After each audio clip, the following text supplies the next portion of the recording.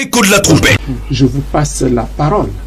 Vous êtes face à deux imams pour pouvoir démontrer. Bon, les imams ont le courant. Vous allez certainement démontrer bibliquement, mais sur la base de la vérité, qui d'Isaac et d'Ismaël. Voici la thématique. Isaac et Ismaël. Lequel des deux est fils de la promesse? Je vais d'abord dire en passant à l'imam Ousmane que ici la primauté pour ma part n'a pas une très grande valeur. Je suis désolé si je l'ai écorché en commençant par... voilà, ok, merci bien.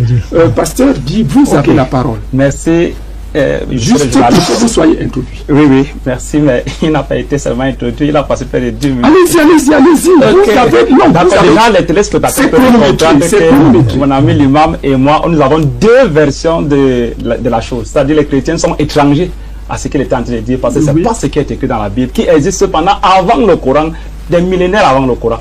La seule chose qui est là, c'est que les parents d'Abraham étaient certes idolâtres, ça c'est clair, et puis c'est Dieu qui a demandé à Abraham de quitter la maison de son père pour aller dans un lieu que Dieu lui montrera. Et là, c'est plutôt Isaac qui a été sacrifié, que Dieu a demandé à Abraham de sacrifier, et non Ismaël, selon le Coran. Et je serai prêt sur ce plateau à le démontrer bibliquement et coraniquement. Moi je vais dire que dans la parole de Dieu, dans Genèse chapitre 12, c'est là où l'histoire d'Abraham commence.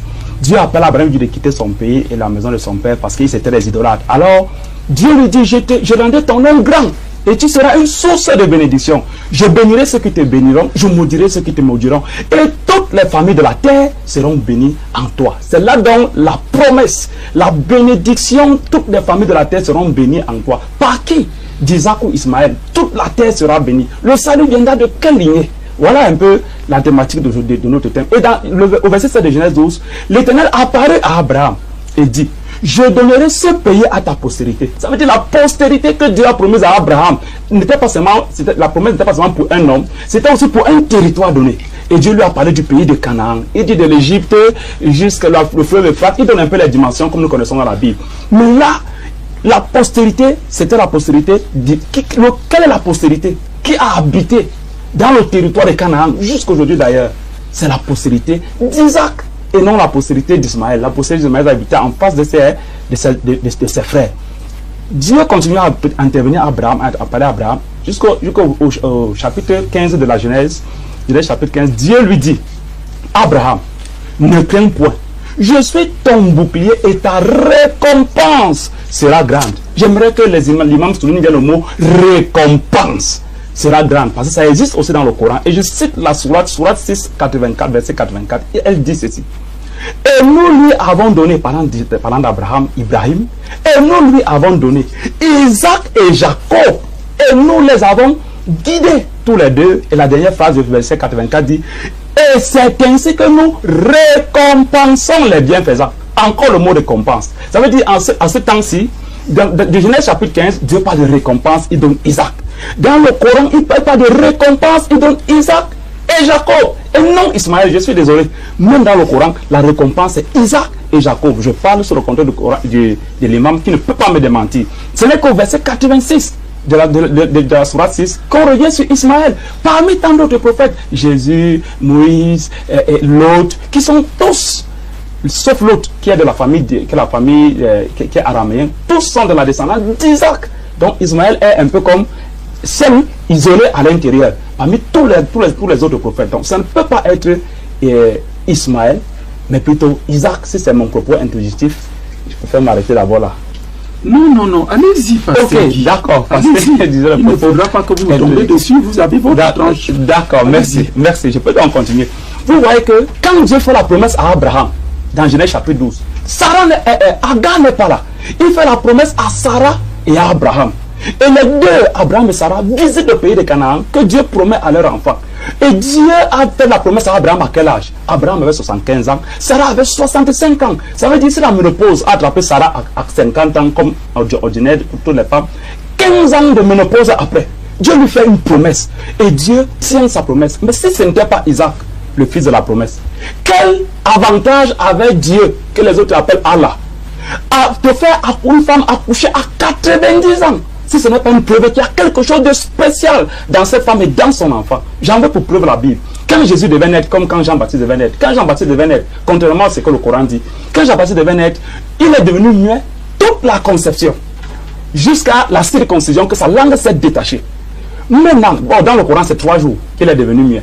Maintenant, quand on voulait donner le nom à l'enfant, la mère dit Jean. Les autres disent non, c'est Zachary. Le père, la langue s'est déliée et il a dit Jean est son nom. Tout le peuple était étonné, mais qu'est-ce qui se passe? Il y a certainement quelque chose de spécial dans cet enfant. Ils l'ont dit en public. Donc Dieu fait des choses qui étonnent. Jésus-Christ de même arrive. Une femme qui n'a pas eu de rapport sexuel qu'on soit.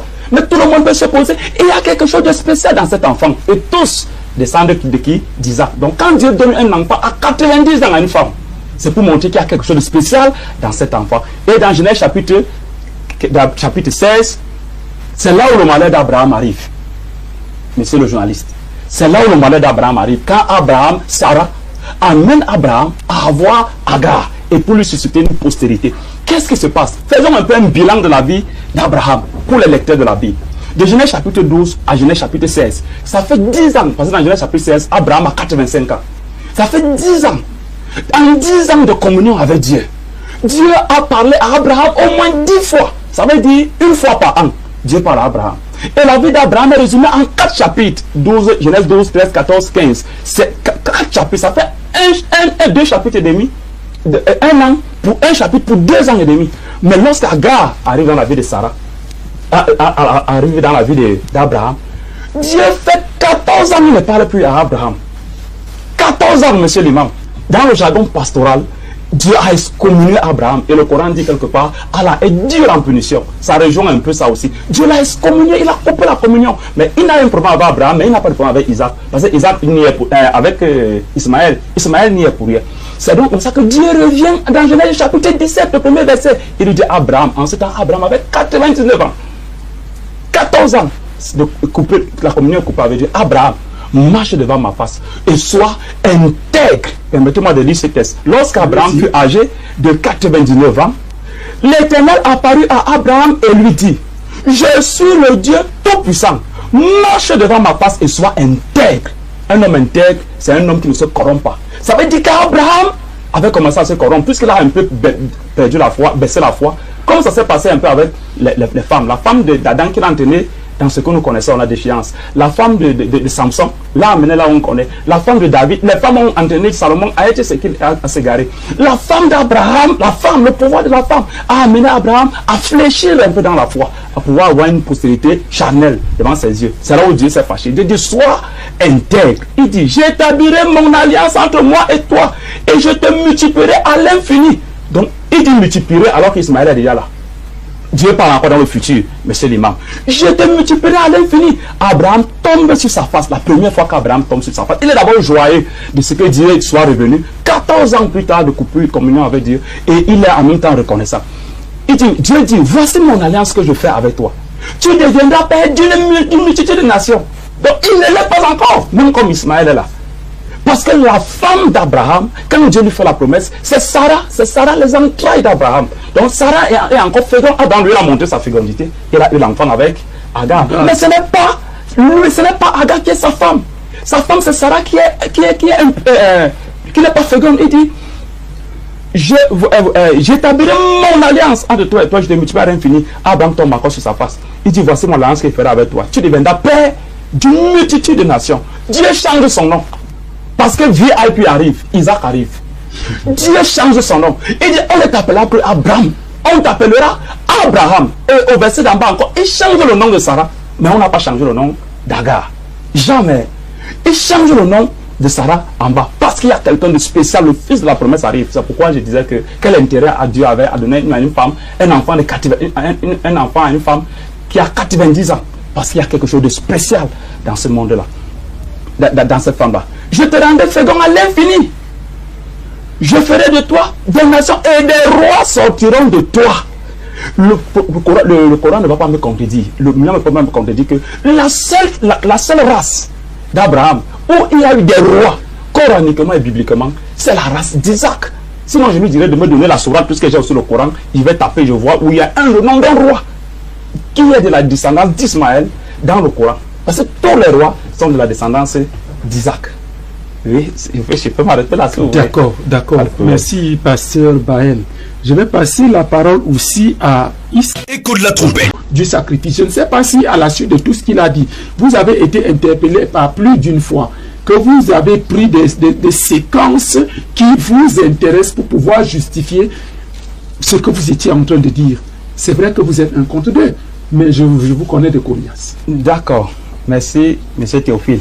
Déjà, je vais le dire à M. l'imam et à mon frère Issa que quand vous allez reçu la rediffusion, vous allez comprendre que j'ai bel et bien cité le verset 86, où je parlais qu'on a, c'est au verset 86, qu'on fait mention d'Ismaël, au milieu des prophètes parmi lesquels l'autre, et j'ai rappelé que l'autre est un araméen, si vous vous rappelez, je l'ai dit. Donc, je n'ai pas fait exprès, il n'y a aucun esprit là, nous sommes sincères quand nous cherchons la vérité. Ok. Maintenant, vous avez encore pris l'exemple de la mère de Yahya. Yahya, c'est Jean-Baptiste, qu'elle était aussi stérile et avancée en âge. Mais je pensais que vous allez prendre par exemple un exemple de la mère de Muhammad. Par exemple, puisque Yahya, Jean-Baptiste, c'est toujours la race d'Isaac. Ce n'est pas la race d'Ismaël, comme vous avez dit que Ismaël est le fils avec, je crois, grand S. Il y a une particularité. Voilà, depuis la promesse, en majuscule. Voilà. Et je vais le dire ceci. C'est ce que sur la sourate 6, la sourate 37, comme vous avez voulu que je lise. Je vais lire la sourate 37, monsieur Théophile. Vous allez me permettre. Allez-y, allez-y. Je suis dans la version du roi Abdallah. Parce qu'il y a la version du roi Fahd, il y a la version du roi Abdallah et d'autres versions dans tous les cas. La version du roi Abdallah dit ceci, verset 88. On a voulu sa perte, mais nous leur avons infligé une défaite humiliante, parlant d'Abraham et la fournaise, comme l'imam est en train de dire. Verset 89. Abraham dit, je me rends auprès de mon maître. Donc Abraham est en train de se séparer de sa famille idolâtre. Il me guidera sur le bon chemin. Seigneur, accorde-moi un fils qui soit parmi les vertueux. Je précise encore que nous tous, nous puissions souligner le mot vertueux. Le imam a dit, Abraham n'a pas demandé n'importe quel fils. Abraham demande un fils parmi les vertueux. Je vous aussi dire que lui, il a oublié vertu, mais je ne veux pas dire ça, parce que je sais que c'est la même, c'est toujours la même, je sais qu'il est sincère quand tu parles, il ne faut pas me soupçonner. Donc, les vertus. Nous lui annonçons, verset 101, nous lui annonçons la bonne nouvelle. Retenons encore le mot bonne nouvelle. Il demande le vertu, bonne nouvelle. Nous lui annonçons la naissance d'un enfant très sage. C'est là où la version du roi Fahd dit un enfant, nous affirmons dans la bonne annonce d'un fils. Et il met entre parenthèses Ismaël longanime. Est-ce que Allah, monsieur l'imam, peut parler en disant entre parenthèses? Jamais, ni dans la Bible, ni dans le Coran, Dieu ne peut pas parler et dire entre parenthèses. Entre parenthèses, comme c'est la traduction en français du sens des versets coraniques qui est en arabe, les traducteurs du roi Fahd ont mis ce qu'ils pensent. Ils ont pensé que c'est Ismaël et ils vous ont fait croire que c'est Ismaël. Or, la version du roi Abdallah, qui est très honnête et plus humble pour ma part, n'a pas dit qui c'est. Si vous lisez même, vous recevez le Coran en arabe, il n'y a pas Ismaël en arabe. Vous allez me dire que la version du roi Abdallah est fausse? Non, c'est le serviteur, comme vous le dites, des deux saintes mosquées. Nous lui annonçons la bonne nouvelle, la naissance d'un enfant très sage. Longanime n'est pas très sage. La longanimité, c'est la faculté qu'a quelqu'un de pouvoir pardonner une offense alors qu'il a la possibilité de réprimer. Mais la vertu, c'est la sagesse. Un enfant vertueux, c'est un enfant qui a de beaucoup de qualités et qui est très sage. Donc, voilà donc, Allah en répond à la question, à la prière d'Abraham. Donne-moi un enfant vertueux. Il lui prouvait un enfant très sage. Lorsque cet enfant atteignait auprès de son père l'âge de marcher, celui-ci lui dit, donc on ne dit pas le nom de l'enfant. On précise encore que c'est quand même l'enfant qui sera comment? Très sage. Monsieur l'imam, c'est bel et bien sage. Vous m'avez permis de lire. Voilà. À l'âge de marcher, celui-ci lui dit, cher fils, j'ai vu en songe que je devais t'immoler. Qu'en penses-tu? L'enfant répondit, cher père, exécute l'ordre que tu as reçu. Tu me trouveras si à la levée de ceux qui savent être patients. Lorsque tous deux firent acte de soumission et qu'Abraham jeta son fils front contre terre, nous l'appelâmes, oh Abraham, tu as prouvé que tu as cru à cette vision. C'est ainsi que nous récompensons les bienfaisants, les bienfaiteurs. On ne dit pas le nom. Monsieur l'imam, je veux vous lancer le défi. Fraternel, dans la sourate 37, du verset premier, je crois, il a 84 versets. Vous me montrez, on a écrit Ismaël. Sans entre parenthèses. On n'a pas passé entre parenthèses, c'est eux qui ont ajouté ça pour faire. Non, ça c'est la traduction. Voilà. Comme je l'ai dit, je suis sincère. Donc il n'y a pas Ismaël dans la paix dans 37. Donc celui qui a été sacrifié, on ne dit pas que c'est Ismaël, mais on dit qu'il est très sage. Je vais vous démontrer coraniquement qu'il est question de ça. Il est dans la Bible.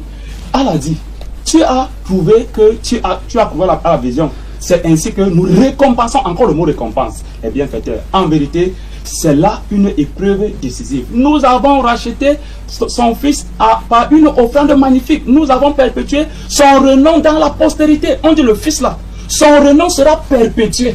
C'est-à-dire de génération en génération. Que ce soit bibliquement, monsieur mon imam, que ce soit coraniquement, la seule descendante d'Abraham dont le renom a été perpétué, c'est bel et bien la race. Non, monsieur le pasteur, continuez la lecture. Ne vous l'arrêtez pas. Je vais continuer. C'est bel et bien la descendance d'Isaac. Et on cite assez de prophètes. Ok.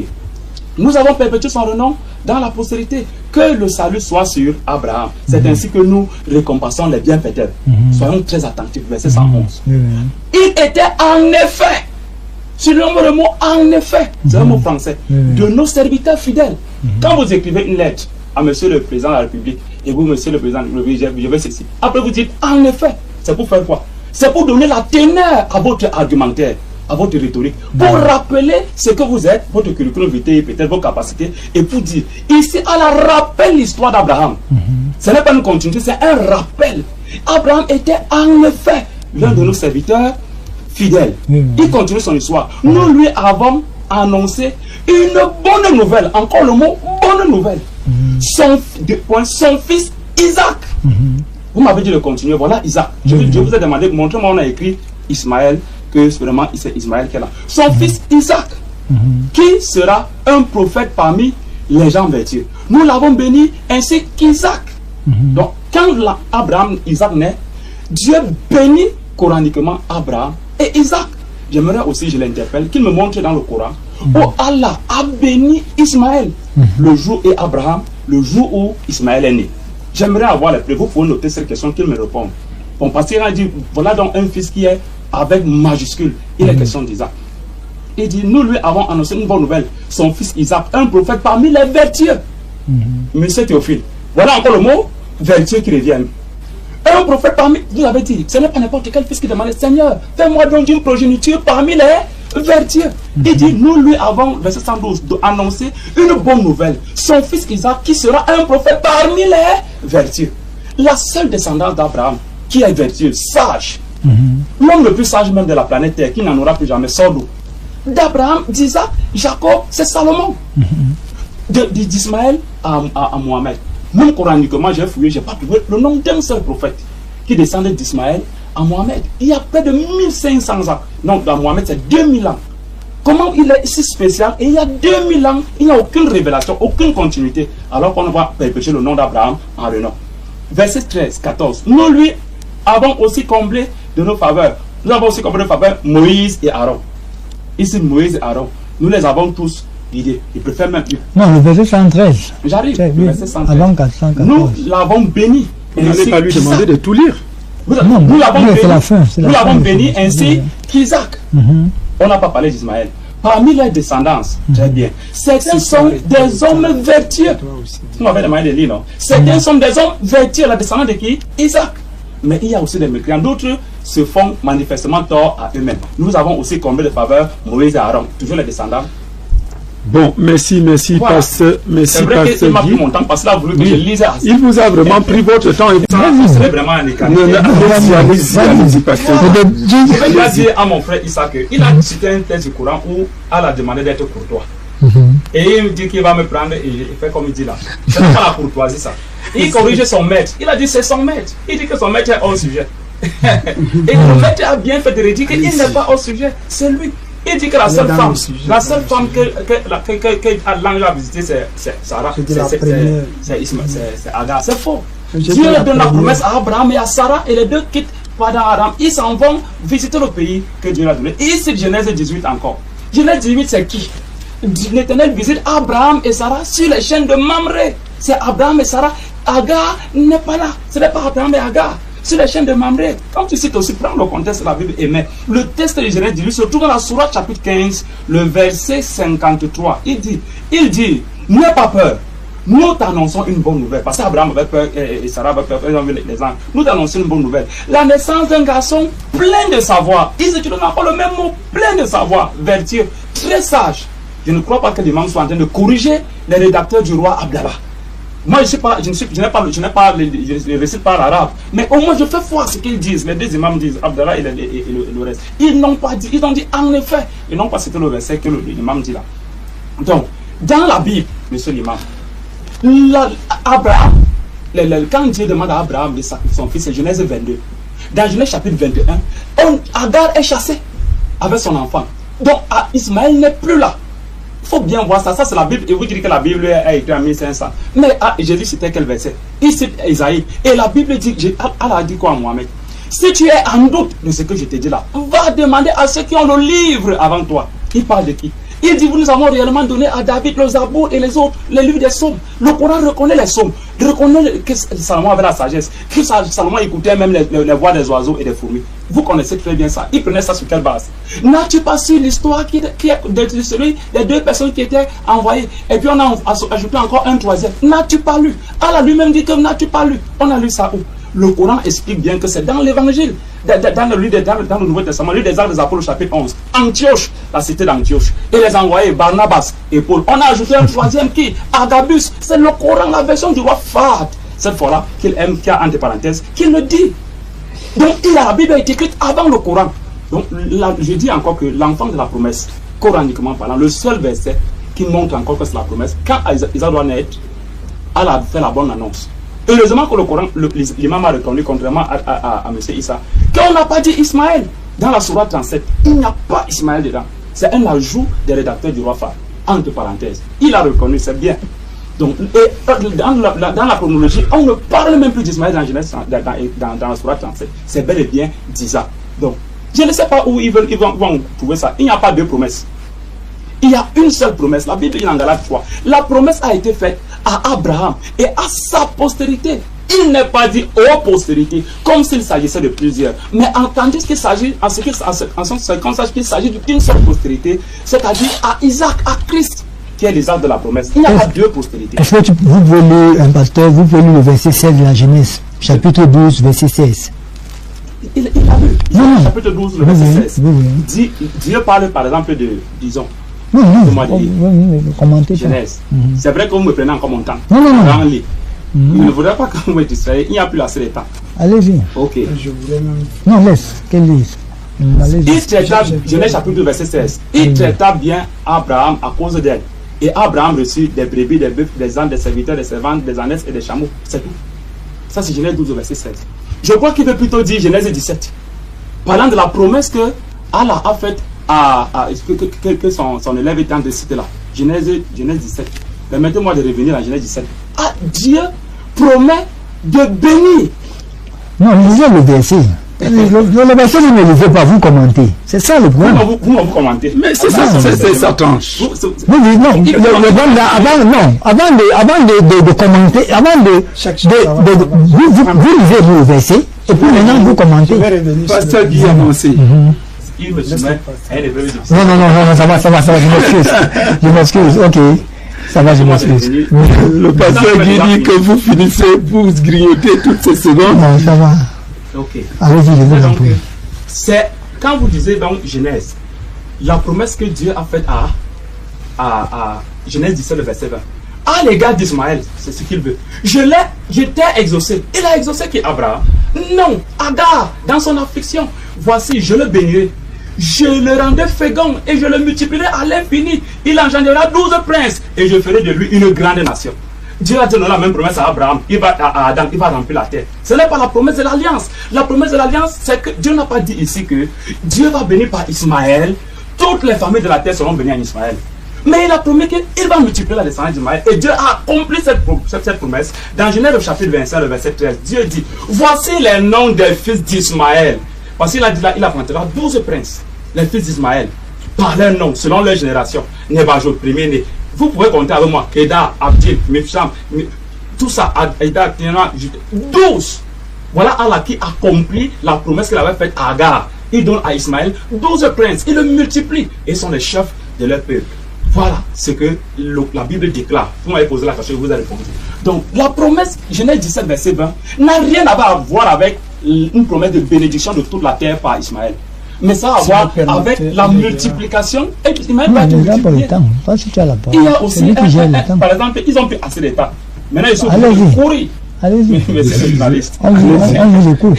Allez-y. Si on donnait 5 minutes. Allez-y. Voilà. Donc, je disais, ils me sont en train un peu de me trouver là. Je disais donc que aucune promesse biblique ne dit que Dieu va bénir, c'est pas Ismaël, que toutes les familles de la terre seront bénies. Et la Bible dit clairement, quand Abraham dit, oh, qu'Ismaël vive devant ta face, l'Éternel dit à Abraham, ce n'est pas d'Ismaël que je te donnerai une postérité qui sera propre, c'est d'Isaac que je te donnerai une postérité qui te soit propre. Si vous me permettez de terminer de lire ça. Allez-y, à l'âge de 8 jours, Dieu donne un signe à Abraham. À l'âge de 8 jours, tout mâle parmi vous sera circoncis. Le seul enfant d'Abraham qui a été circoncis à 8 jours, c'est Isaac. Ismaël et Abraham ont été circoncis le même jour, hors de 8 jours. C'est Isaac. Voilà l'alliance. Et l'alliance sera comment? Le verset dit perpétuelle. Je bénirai, je la donnerai un fils. Des rois sortiront d'elle. J'ai dit seulement, les rois sortent seulement d'Isaac et non d'Ismaël. Bibliquement, comme coraniquement. Il dit, j'établirai, verset 19, j'établirai mon alliance avec, il dit, verset 19. Et Dieu dit, certainement, Sarah, ta femme, t'enfantera un fils et tu l'appelleras du nom d'Isaac.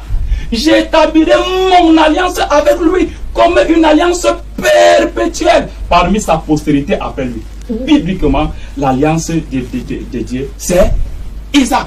Il dit à l'égard d'Ismaël, je t'ai exaucé, passé composé. Et non, je t'ai exaucé. Il a géré ça depuis avec Agar. Parce qu'il a vu qu'Abraham voulait avoir absolument les enfants. L'imam a bien parlé. Comment c'est Sarah qui a dit que je ne vais pas mourir sans enfant. Prends la servante ici, fais les enfants. Sarah avait des servantes depuis. Pourquoi on n'a pas fait ça depuis? La ménopause va attraper. Pourquoi on n'a pas fait ça depuis? Elle a été poussée de le faire parce qu'une promesse de Dieu est venue. Et depuis un temps, elle ne voit pas ça s'accomplir. Elle sent que là, elle est faite plaisir. Elle dit donc, viens donc, donne-moi la descendance que Dieu m'a donnée là. Or, ce n'est pas la descendance que Dieu lui a promise par Agar. Dieu lui a fait sa promesse et il a accompli.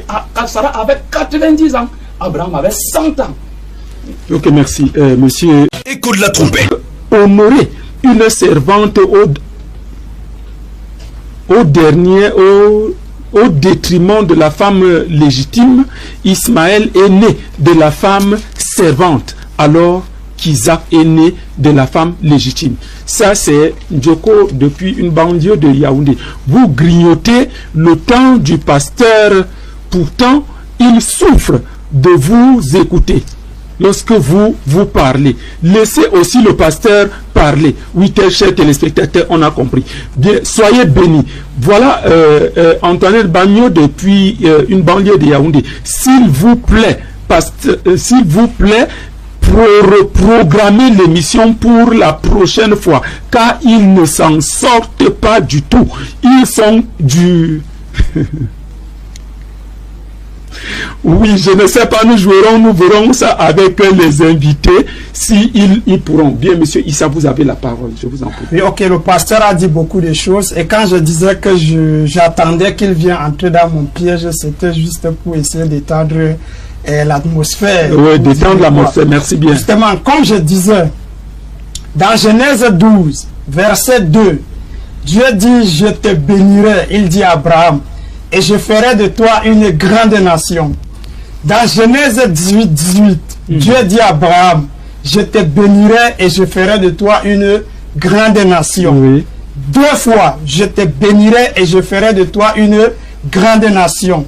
Et les 2 fois, ça c'est un défi. Le pasteur va me baptiser. S'il me montre dans la Bible où les 2 mots ont été répétés sur Ismaël, il va me baptiser peut-être la semaine prochaine. Nous avons dans Genèse, nous avons, je dis sur Isaac, je dis les 2 mots là ont été répétés sur Ismaël, ce qui montre, comme nous avons dit, que c'est Ismaël qui est le fils de la promesse, avec P majuscule si vous voulez. Dans Genèse 16, verset 10, l'ange dit à Agar, humilie-toi, tu enfanteras un fils à qui on donnera le nom d'Ismaël. Je ferai de lui une grande nation. Dans Genèse 17, 20, parce que là le pasteur a même falsifié la Bible en disant que c'est à Agar qu'on a dit non, c'est à Ismaël que Dieu a parlé ici. Parce qu'après l'annonce de la naissance d'Isaac, maintenant Abraham a donc dit qu'Ismaël vive. Il se souciait de son fils Ismaël. Et Dieu lui dit, ne t'inquiète pas. Je t'ai entendu. Je le bénirai. Je le rendrai fécond. Je le multiplierai à l'infini et je ferai de lui une grande nation. Ce qu'on avait dit à qui? À Abraham dans Genèse 16, verset 2. Et on revient encore dans Genèse 21, verset 18. Lorsque Agar, Sarai, par jalousie, elle a demandé à Abraham de chasser Ismaël et sa mère par jalousie, parce qu'elle dit que je ne veux pas que l'enfant de la servante hérite avec mon enfant. Qu'est-ce que l'ange dit encore dans le désert?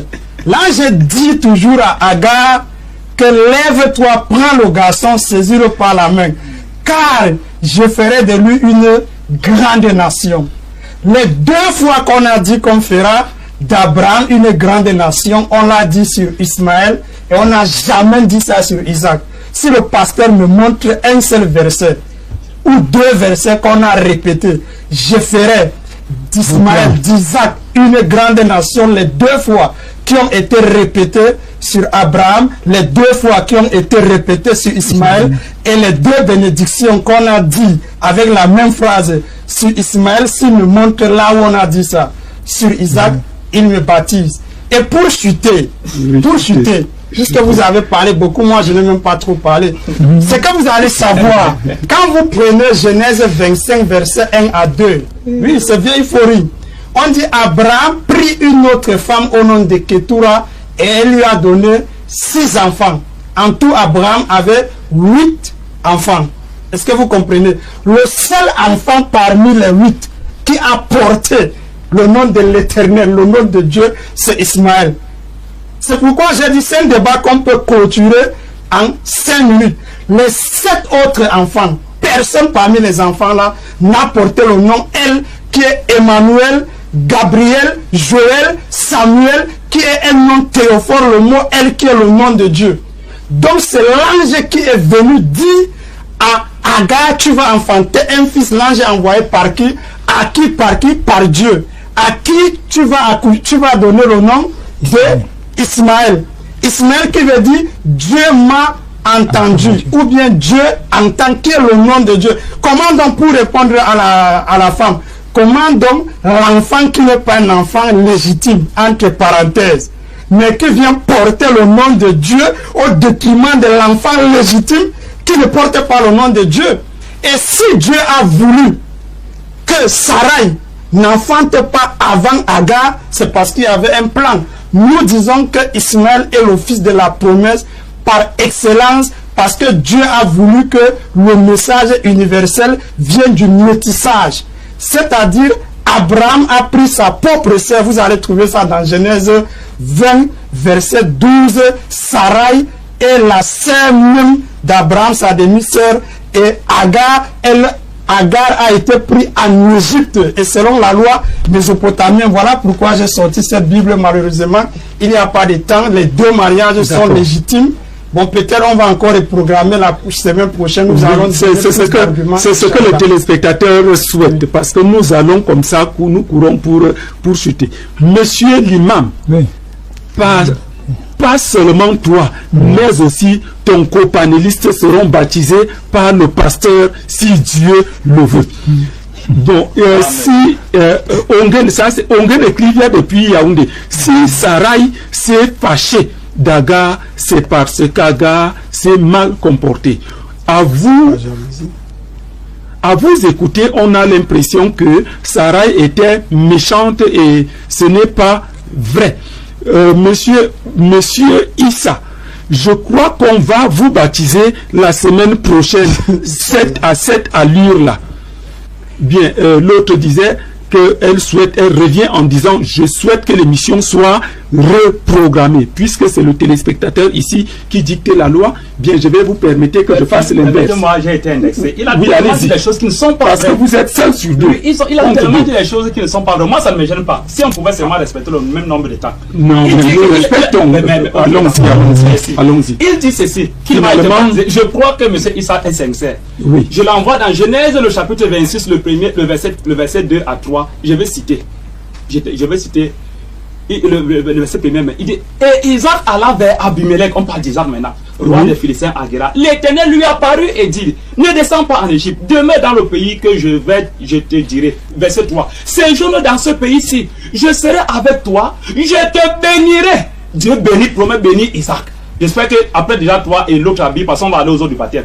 Car je donnerai toutes ces contrées à toi et à ta postérité. Voilà les mêmes expressions. Il dit, je tiendrai le serment que j'ai fait à Abraham, ton père. Dieu a juré pour Abraham que c'est Isaac. Et Dieu dit à Isaac, il va tenir le serment. Verset 4. Je multiplierai ta postérité comme les étoiles du ciel. Je donnerai ta postérité à toutes celles comptées. Premier verset. Deuxième verset, le verset 26. Dieu revient encore, le verset 24. Dieu revient encore lorsqu'il était à Bisheba. L'Éternel lui a apparu dans la nuit et dit, je suis le Dieu d'Abraham, ton père. Ne crains point car je suis là avec toi. Je te bénirai. Deux fois, monsieur Issa, prépare-toi. Si tu es sincère, vraiment, tout le monde verra. On va filmer, on met ça sur YouTube. Et je multiplierai ta postérité à cause d'Abraham, mon serviteur. Voilà les deux versets. Maintenant, il a fait vous donner deux versets. Vous dites que le temps est déjà passé. Genèse 17, verset 15 et 16. Tu ne donneras plus à Sarai, ta femme, le nom de Sarah, mais elle sera appelée Sarah. Je la bénirai. On bénit aussi Sarah. Et je vais lui rappeler à M. Issa que Genèse 18 qui cite là, c'est à Sarah qu'on est en train de parler. On n'est pas en train de parler à Agar. Je suis désolé. Il est question d'Isaac. Je lisais encore bien votre Bible. Je la bénirai et je te donnerai d'elle un fils. Je la bénirai et elle deviendra des nations, des rois, des peuples sortiront d'elle. Abraham tombe sur sa femme, ainsi de suite. Donc, je dis encore et je précise que, bibliquement et coraniquement, la sourate 37 n'a pas dit Ismaël. La sourate 37 parle d'Isaac. Et dans la Bible, on voit très bien que la seule personne que Dieu a dit clairement qu'il a établi alliance avec lui, c'est Isaac. Que vous revenez et je vous supplie de revoir chacun son programme. C'est les téléspectateurs ici. Il y a un téléspectateur qui dit que le débat, si je crois que ça va finir à la PJ. Non, le débat ne finira pas à la PJ. Parce que nous débattons, nous ne nous battons par des personnes suffisamment civilisées. Bien, chers téléspectateurs de Source d'eau Vive Télévision, vous convenez avec moi que il y a de la matière. Il y a de la matière et avec Dieu aidant, nous trouverons une issue de sortie. Ça, c'est ce que je sais et ce que je crois. Je salue tous qui nous ont écoutés, que ce soit musulmans ou chrétiens. Mon souci, c'est que la vérité triomphe. Je prie que vous soyez nombreux la semaine prochaine. Et le débat pourra continuer, même hors antenne. Envoyez des messages et ils seront pris en. Vous avez, je ne sais pas si c'est l'ignorance, vous avez cité beaucoup de prophètes, vous avez dit que ce sont des juifs.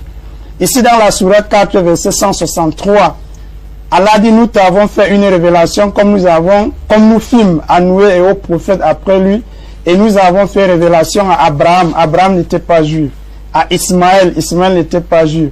À Isaac n'était pas juif. À Jacob n'était pas juif. Les juifs viennent de la tribu de Juda. Juda qui est l'un des fils de Jacob. Parce que Jacob a eu 12 fils. Tous ses enfants, il a eu 13. Mais on a pris les 12 garçons.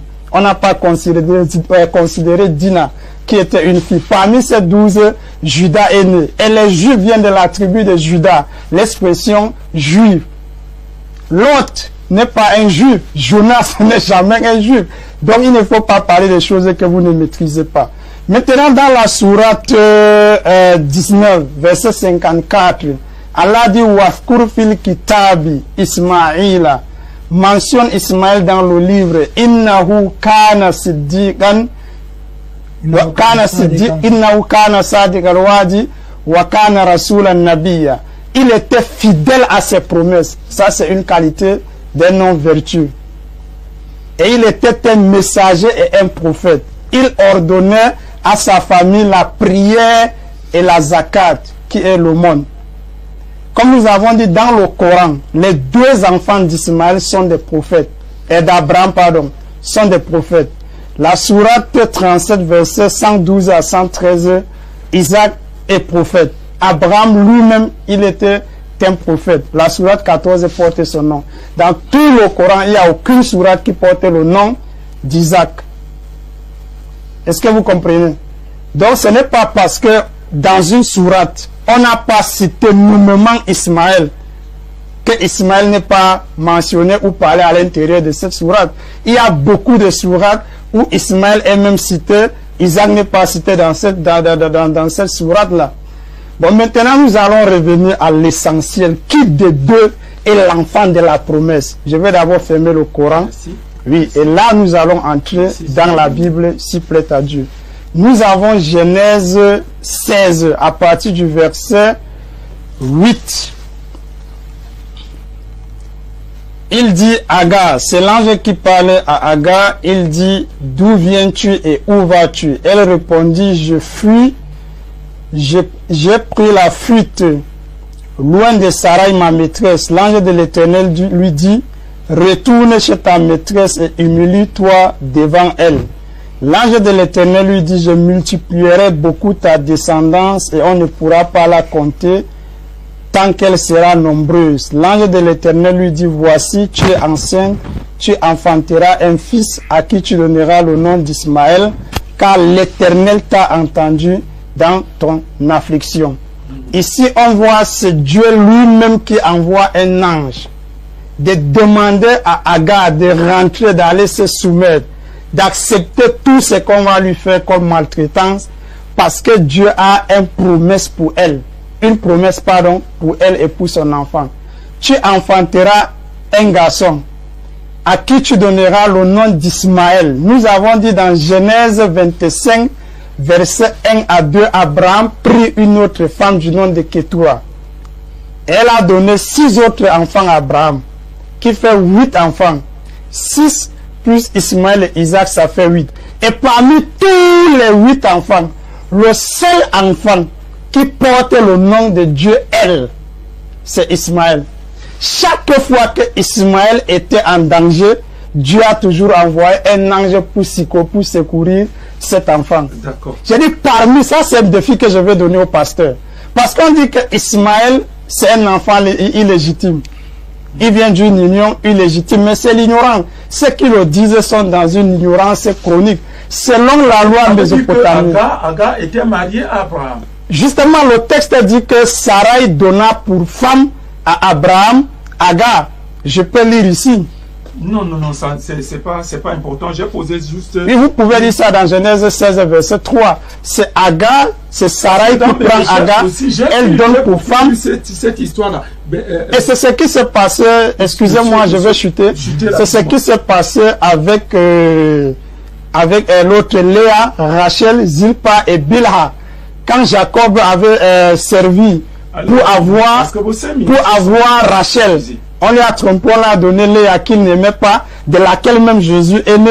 Il a fait les enfants avec la servante de Léa, il a fait les enfants avec la servante de Rachel, avec toutes ces 4 femmes, il a fait des enfants. Mais jamais les chrétiens n'ont dit que ces enfants sont issus d'une union illicite. Mais ce qui m'étonne, comment l'enfant qui est issu d'une union illicite porte seul le nom de Dieu parmi tous les enfants soi-disant légitimes. Il faut nous expliquer ça. Écoute la trompette. Sans même tout le reste. Genèse 16. Vous pouvez revenir sur votre texte de Genèse 16, s'il vous plaît. Oui, je peux relire. Rapidement, j'empiète sur mon temps. Je vais lui poser la question, est-ce qu'il croit même en ça? Parce que l'ange de l'Éternel, là, c'est moi qui te donne la parole. Il s'arrête aussi en route. Tu lis le verset 11 et le verset 12. Il n'y a pas de problème. L'ange de l'Éternel dit, et le verset 12. Te voici enceinte. Tu vas accoucher d'un fils à qui tu donneras le nom d'Ismaël, car l'Éternel t'a entendu dans ton humiliation. Il sera comme un âne sauvage, sa main sera contre tous et la main de tous sera contre lui et il délirera face à tous ses frères. Voilà le qualificatif que la Bible que tu crois dit d'Ismaël, que vous avez qualifié de trouver, mais c'est vous qui le qualifiez, je ne peux pas le nier. je n'ai même pas dit que Ismaël n'est pas privilégié. Ismaël est privilégié dans la Bible comme dans le Coran. Dans la Bible, Ismaël est un patriarche. Un enfant d'Abraham, c'est un patriarche. Et il est le père de 12 princes. C'est pas n'importe qui. J'ai jamais dit qu'Ismaël est n'importe qui. Et je n'ai même pas jamais dit ici sur ce plateau que Agar est une femme prostituée. Je n'ai jamais dit ça. Ne m'empruntez pas les mots. Je reviens maintenant sur... Je veux corriger tout ce que vous avez dit. J'ai soif que tu vas me citer le texte du Coran où on dit que Ismaël est récompense seul. Puisqu'on cite Isaac et Ismaël, Isaac et Jacob. Toutes les fois on parle de récompense. Je croyais que tu allais le faire. Mais tu cites Ismaël et tu cites encore les autres, une foule de prophètes juifs. Et tu dis que les juifs, c'est les gens de Juda. Vraiment, je suis désolé. Et tu dis que les descendants de Juda. Faux et archi faux. Genèse chapitre 14, le même texte de Genèse que vous avez, le verset 13, appelle Abraham l'hébreu. Jonas, lorsqu'on lui dit, mais qui nous a-t-il ce malheur? Jonas, les hébreux, c'est les juifs. Jonas répète, je suis hébreu. Je sers le Dieu vivant. Et Jonas est un hébreu, un juif. Joseph, Youssouf, on dit la femme de Potiphar, que vous appelez, j'oublie un peu son nom en arabe là. Il dit, vous avez donné même le nom de Potiphar, la femme de Potiphar, tout ça. Elle dit, l'esclave hébreu. D'autres versions vont parler de juifs. Les hébreux sont les juifs, sous ta bonne convenance. Maintenant tu dis que Ismaël, monsieur Issa, tu es entré dans ton propre sac que tu avais creusé la fois passée. Tu avais apporté la fois passée. Il dit que parce qu'Ismaël porte le nom de El, ça veut dire que c'est lui. Donc Abraham n'est pas élu parce qu'il n'y a pas Abrahamel. Isaac n'est pas élu, c'est Ismaël qui porte le nom de El. Mais revenons même dans la Bible. Est-ce que c'est parce qu'on porte le nom de El que ça veut dire que Dieu est avec nous? Mais que non! Il y a de méchantes personnes qui ont porté le nom de El. Vous avez cité même sur le plateau dernièrement, Jézabel. Et il y a Elle à la fin. Était une femme pieuse, une sataniste. Oh, il y a même un démon qui porte le nom de Elle. Azazel. On parle du bouc Azazel. Elle. Il y a un méchant, Jérémie chapitre recopié, Jérémie 40, Jérémie 41. Un criminel qui a tué Guédalia, son nom c'est Ismaël. Est-ce que ça veut dire que tous les Ismaël sont criminels? Non. Ismaël, le fils d'Abraham, n'était pas un criminel. Mais il y a eu un criminel qui porte. Vous appelez Issa. Issa, c'est le nom de qui? Jésus. Est-ce que vous défendez Jésus sur ce plateau? Mais c'est moi qui défends le nom de Jésus, je ne m'appelle pas Issa.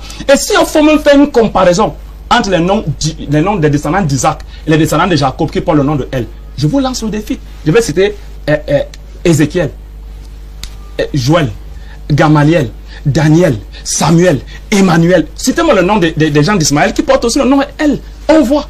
Quand Ismaël va chez les... Je vais vous donner une révélation à la lumière de la Bible. Quand Ismaël part, monsieur le journaliste, je vous vois derrière votre main, vraiment laissez-moi parler. Quand Ismaël va chez les Égyptiens, la Bible dit qu'avant la mort d'Abraham, Abraham a donné tous ses biens à Isaac. Et il a fait des dons, des donations aux autres concubines, Agar et les autres. Et quand Abraham meurt, on l'enterre avec Sarah. Agar n'est pas là. Quand Isaac meurt, on l'enterre avec Rebecca, sa femme, dans le même sépulcre. Quand Joseph meurt, on l'enterre, il demande qu'on l'enterre avec Léa, dans le même sépulcre. Là, on a enterré Abraham, a enterré Sarah, sa femme. Isaac a enterré Rebecca, sa femme. Ils sont morts au même moment. S'il vous plaît, permettez-moi. Ils sont tous enterrés dans le même cimetière. Ismaël a enterré, on ne sait où en Israël. On ne sait où. Quand vous parlez du métissage, je vais vous donner un souvenir. Je me suis préparé pour ça. Monsieur le journaliste, vous allez me permettre. Ils vont rentrer, vous allez aussi rentrer avec votre part. Vous allez voir pendant qu'elle parle. Quel était le plan de Dieu quand Dieu, vous pouvez partager. Vous pouvez partager. Quand Dieu, n'est-ce pas, envoie Ismaël aller dans le pays d'Égypte. C'était exactement pour diluer le sang d'Abraham. Parce qu'il n'est pas le fils de la promesse. Ismaël, lui, il est 50% des gènes d'Abraham, 50% égyptien. Et il est le fondateur des Arabes.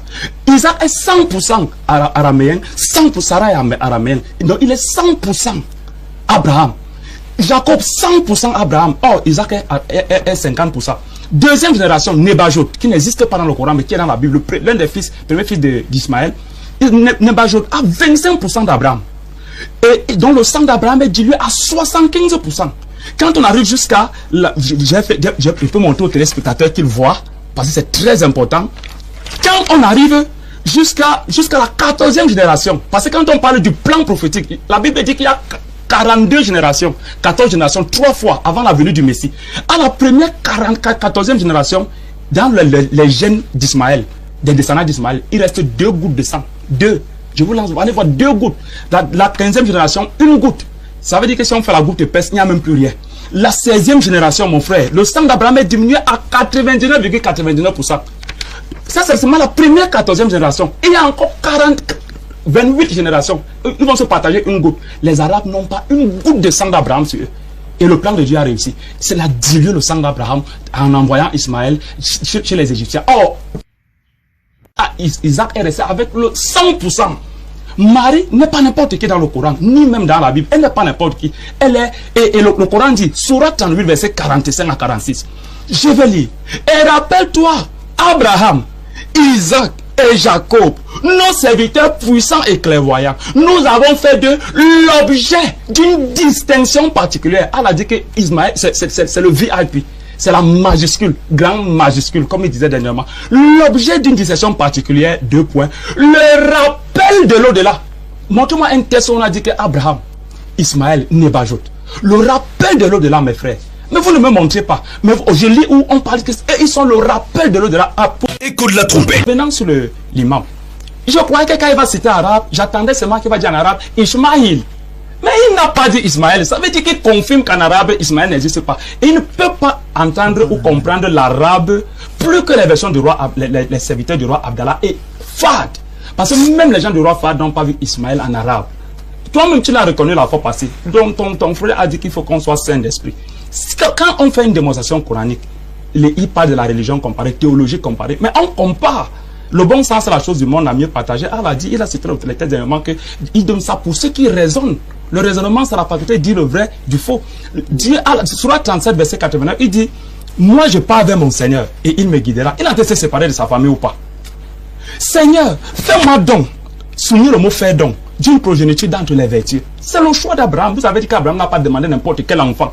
Mais il dit, fais-moi don d'une progéniture d'entre les vertus. Quand il est en train de se séparer de son peuple, la sourate 19, 49 répond, oui, lorsqu'il se fut séparé d'eux, ça veut dire qui? Son père, sa mère et son peuple qu'il a détruit l'idolâtrie là. Lorsqu'il se fut séparé d'eux et de ce qu'il adorait, est-ce qu'on a dit que lorsqu'il a sacrifié son fils Ismaël, lorsqu'il se fut séparé d'eux et de ce qu'ils adoraient en dehors d'Allah, virgule, nous lui fîmes donc d'Isaac et Jacob et de chacun de nous fîmes un prophète.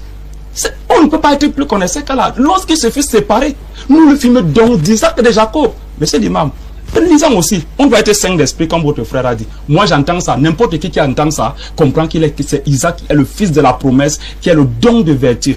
Le don vertu. Il dit d'entre les vertus.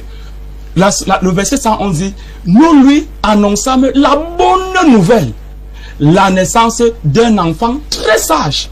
On n'a pas dit Ismaël. Très sage. La sagesse et la longanimité, c'est deux choses différentes. La longanimité, c'est la faculté qu'a quelqu'un à pouvoir pardonner une offense. La sagesse, la vertu, c'est la sagesse. La capacité qu'a quelqu'un qui a une grande qualité, de grande qualité. Il dit au verset 112, nous lui fîmes la bonne annonce. Encore bonne, au verset 101, bonne nouvelle. Au verset 112, bonne annonce. Monsieur Théophile, je ne vais pas laisser le pasteur réciter les versets. Ils sont des versets. Non, je vous dis, ça c'est pas normal. Je l'ai lu, c'est mon temps, vous allez prendre. Non, il y a le respect voudrait que le respect, l'orientation. C'est son temps de parole, je vous en prie. Je vous en supplie, par respect pour le téléspectateur et pour la chaîne, pour continuer. La fois passée, monsieur l'imam, vous m'avez fait lire. J'ai lu tout. Vous voulez encore m'amener dans le même. Et le journaliste disait que tu es tombé dans le piège de l'imam. Je ne peux plus tomber dans ce piège. Quand on regarde même, quand on dit vous allez lire le texte qui dit on va perpétuer son renom. Nous avons perpétué. Perpétuer, ça veut dire quoi? Il y a une continuité dans la renommée. Je vous ai lancé le défi dernièrement, fraternel. Ce n'est pas la guerre, mes frères. Ni vous, ni moi, nous avons écrit la Bible, ni le Coran. C'est venu et on veut nous tous être sauvés. Vous voulez être sauvés, il va être sauvé. Et on doit démontrer la vérité aux téléspectateurs. Vous avez parlé de renom. Mais le seul enfant d'Abraham dont le renom est perpétué dans la Bible comme dans le Coran. Répondez. Mais c'est Isaac.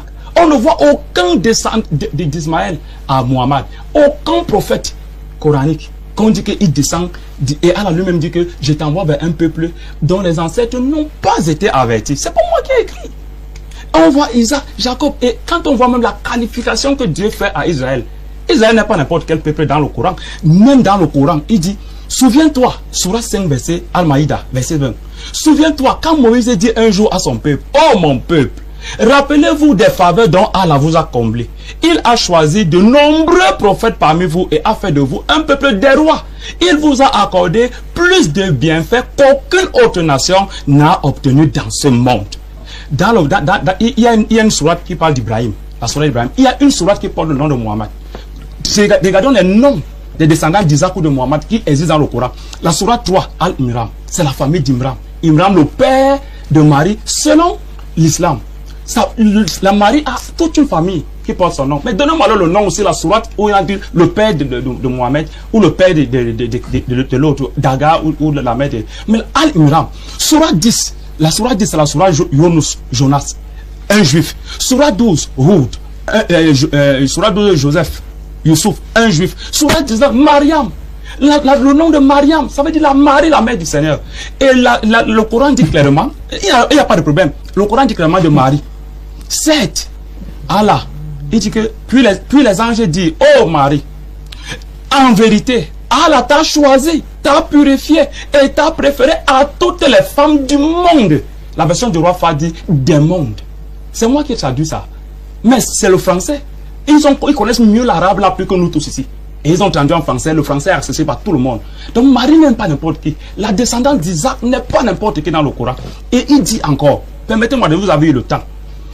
7, Sourate 3, 33, 7, Allah a élu Adam. Quand vous parlez de Noé, la famille d'Abraham, on parle ça, c'est la lignée prophétique. Ce n'est pas que c'est Noé qui a donné naissance charnelle à Abraham, mais dans l'esprit prophétique de la soumission à Allah. Après Noé, Abraham, la famille d'Abraham et la famille d'Imran, la famille de Marie. Il les a purifiés et les a préférés. Il dit la famille d'Imran au-dessus de tout le monde. C'est pas moi. Où est la famille d'Ismaël à l'intérieur? Qu'est-ce que Allah disait Ismaël, où serait le problème? On n'allait pas croire. Écoute la trompette. Allez-y. Le fils de la promesse dans la Bible, M. Issa et M. L'imam, c'est celui par qui toutes les familles de la terre seront bénies. Donnez-moi un seul verset de la Bible où on a dit que toutes les familles de la terre seront bénies en Isaac, en Ismaël. Comme on sort là, on part à la mosquée. Mais il est écrit clairement dans la Bible que toutes les familles de la terre seront bénies en Isaac. Voici la preuve. Genèse chapitre 26 verset 3. Je multiplierai ta postérité, Dieu parle à Isaac, comme les étoiles du ciel. Je donnerai à ta postérité une contrée. Toutes les nations de la terre seront bénies en ta postérité. Sur Jacob, il est dit, Genèse chapitre 28 verset 14. Ta postérité sera nombreuse comme la poussière de la terre, tu détiendras l'océan. Et toutes les familles de la terre seront bénies en ta postérité. De même, Abraham dit clairement dans Genèse chapitre 18, Abraham deviendra certainement une grande nation. Et en lui seront bénies toutes les nations de la terre. Montre-moi un texte similaire où on dit qu'en Ismaël seront bénies dans la Bible toutes les familles de la terre. On va à la mosquée. Moi, je vous ai lancé le défi. La fois passée, j'étais dans le test. Je refusé, elle a été fait baptiser. Moi, je te lance le défi. Donc, l'alliance de la promesse, c'est l'alliance, le fils de la promesse, c'est lui qui remplit ça. Et on voit comment il est le rappel de l'au-delà. D'autres termes, le fils de la promesse, c'est Isaac. Il n'y a même pas de débat sur ça. Écoute la trompette. La Bible déclare 1 Thessaloniciens chapitre 4 le verset 16. Car le Seigneur lui-même a un signal donné à la voix d'un archange et au son de la trompette de Dieu descendra du ciel. Écoute la trompette, c'est votre programme d'enseignement et de formation à la vie chrétienne. Écoute la trompette. Heureux le peuple qui connaît le son de la trompette.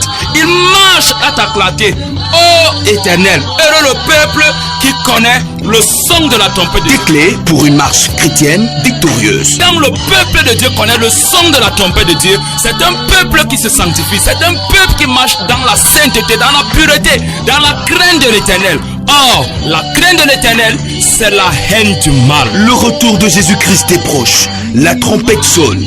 Entends-tu son écho? Écoute la trompette. Une présentation, Pasteur Bael.